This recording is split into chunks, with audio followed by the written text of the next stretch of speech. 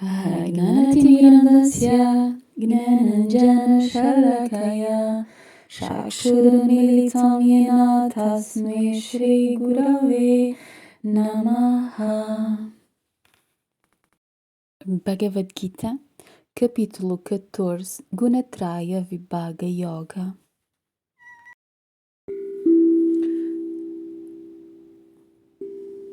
Alguém me perguntou: como devo oferecer punya ou o que quer que receba a um pai falecido ou a alguém? É muito fácil. Só precisam de segurar um pouco de água na vossa mão, pensar no Sr. Krishna e dizer-lhe: ofereço este punya a esta pessoa, e colocar a água aos seus pés. Podem mesmo fazê-lo manas na mente. Digam apenas Krishna Arpanam. Oferecem-lhe o punya de agora, apenas isso, porque o punya de agora é muito mais importante do que todos os grandes punyas, todos os tapácias ou louvores que tenham feito ou oferecido antes. Uma vez, Vishvamitra e Vashishta estavam a ter uma discussão e a perguntar: o que faz o punya? Qual é o seu efeito? Qual é o benefício de oferecer punya, tudo o que a pessoa recebe, ao Senhor? Tal como o próprio Bhagavan Krishna diz: oferece-me todo o fruto da tua ação. Então, qual é o punya disso? Vashishta e Vishvamitra estavam a tentar descobri-lo e tiveram uma longa discussão. Vashishta chegou a uma conclusão e disse: não posso responder a esta questão, vamos ter com Adishesh. Ele saberá a resposta. Adishesh é o Ananta das 1000 cabeças que suporta o mundo inteiro sobre a sua cabeça. Foram ter com Adishesh, fizeram-lhe a pergunta e Adishesh respondeu: dir-vos-ei se receberem o peso do mundo sobre vocês. Segurar o mundo inteiro não é tão fácil de fazer quanto isso, por isso Vishvamitra, que tinha uma grande boca semelhante à de São Pedro, disse: ofereço todo o meu tapasya, toda a minha penitência ao Senhor para que possa receber o peso do mundo sobre os meus ombros. Ele pegou no mundo e segurou-o para que Adishesh relaxasse. Então, 2 minutos depois, o mundo começou a ficar mais pesado devido ao karma de todas as pessoas. Ele não conseguia segurá-lo mais. Ele disse: não consigo segurá-lo mais, por favor, toma-o de volta. E Adishesh recebeu o mundo de volta. Então, Vashishta disse que iria tentar e afirmou: ofereço-te todo o punya que recebo agora, o punya da associação, o punya do que estou a obter, a satisfação que estou a receber por me associar a um devoto do Senhor, como tu, Adishesh. Ofereço isso aos pés do Senhor. Pegou num pouco de água e mentalmente ofereceu-a a Narayana. À medida que a oferecia, pegou no mundo como se ele não pesasse nada e se segurou. Vishvamitra estava a olhar para ele, questionando-se porque é que ele conseguia sustentar tão facilmente o mundo. Então, Adishesh virou-se para Vishvamitra dizendo: este é o segredo, esta é a resposta à tua pergunta. Tu ofereceste o fruto de toda a tua penitência, enquanto a Vashishta ofereceu o punya do agora, através da sua associação com o seu bhakta com ele. Deste modo, Vashishta conseguiu sustentar o mundo por muito tempo. Isto é muito importante. Qualquer que seja o punya que recebem, ele ajuda-vos a libertarem-se, mas ajuda-vos igualmente a libertarem aquilo que vos rodeia e todas as pessoas à vossa volta. No capítulo anterior, Bhagavan Krishna explica sobre Prakriti e Purusha. Ele explica sobre a alma e a natureza, mas fala também sobre a alma e a super-alma. ele fala sobre três coisas que estão completamente separadas umas das outras: a natureza, a Prakriti, o corpo, a alma e o próprio Deus. Neste capítulo veremos como ele diferencia os três gunas, a Rajas, Sattva e Tamas. Tudo é Deus, sim, mas Bhagavan Krishna explica a Arjuna quão importantes são as boas qualidades num bhakta. Sem boas qualidades não é possível evoluir. Ele falará sobre o efeito das boas qualidades e de como elas são benéficas para o bhakta evoluir.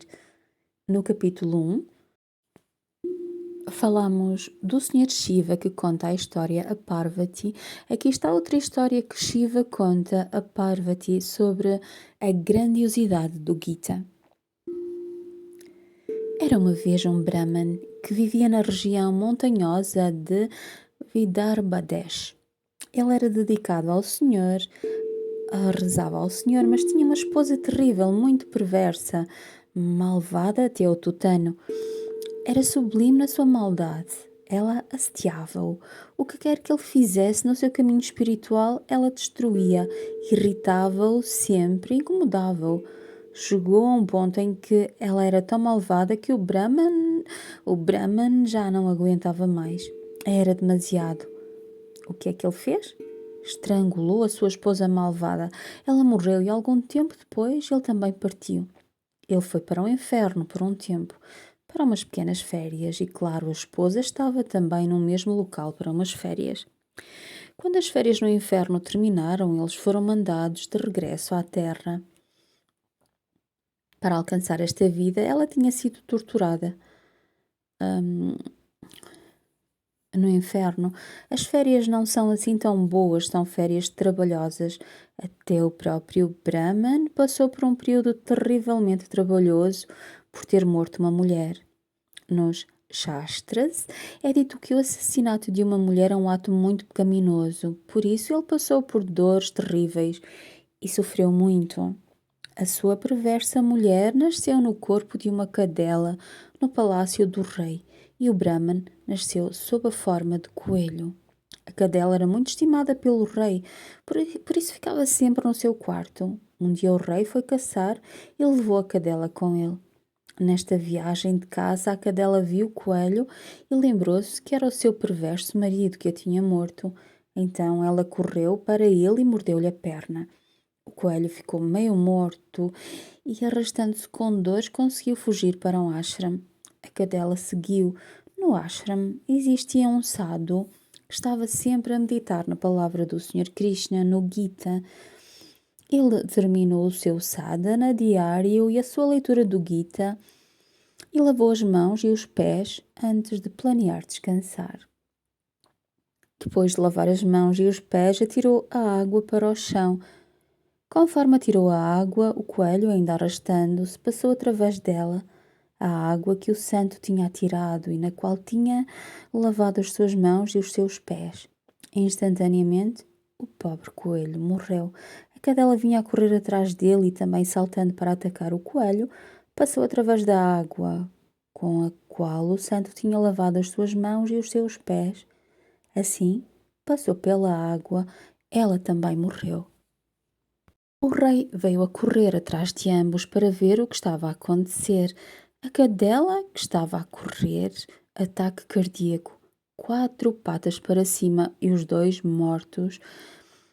Neste momento, uma coisa maravilhosa aconteceu. O rei viu surgindo do corpo do coelho e do corpo da cadela 2 seres de luz, 2 seres semelhantes a devas. O rei ficou chocado ao ver isto e disse: "Esta é a minha cadela e este é o coelho que ela estava a tentar matar. O que lhes aconteceu?" O sábio, claro, teve uma visão interior. Ele sabia o que estava a acontecer e revelou ao rei, dizendo: "O Punya, o bom mérito que eu ganhei ao meditar no Gita, libertou-os de todos os seus pecados." Este é o Punya que se recebe simplesmente por ouvir ou ler o Gita. Vocês tornam-se numa fonte de libertação para os outros Isto é o que o punha do Gita faz, não só vos liberta, mas também liberta aqueles que estão à vossa volta.